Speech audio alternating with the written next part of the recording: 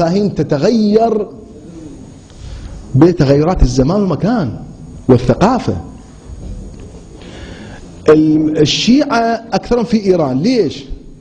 لأنه عمر بن الخطاب كسر خشومهم وأذلهم، يعني إمبراطورية عظيمة مثل الفرس يجون مثل ما نقول عرب أجلاف على البعران يفلشوها، وبعدين يقتلون الأشراف ويأخذون نسائهم بالآلاف، يجيبوها العمر يوزعها بنات الأشراف والنبلاء، يوزع على دول الهمج ويتونسون بيهن. هذه تبقى يعني سنة سنتين تروح؟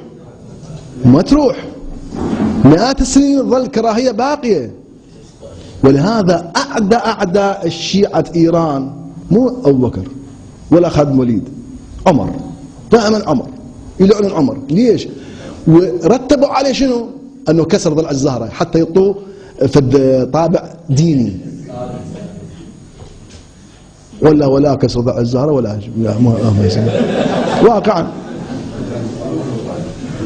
فالعجم حقهم مو سهلة، مو سهلة امبراطورية كاملة يفلشها. اسكندر ما فعل هيك.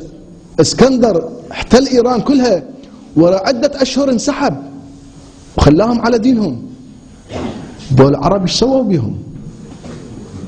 ما خلوا اعراض، لا خلوا دمار، حتى تاج كسرى فلشوه بالسيوف فلشوه، كل واحد قطعه.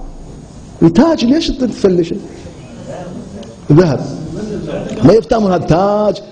لو هالزمان كان الامم المتحده والمنظمات التراث تشتكي عليهم مثل ما طالبان فلشوا بوذا. هاي اثر قديم. ما يفتهمون الاثار شنو بايش حقه جيب. فهذه اساس النظريه باختصار. ونتائج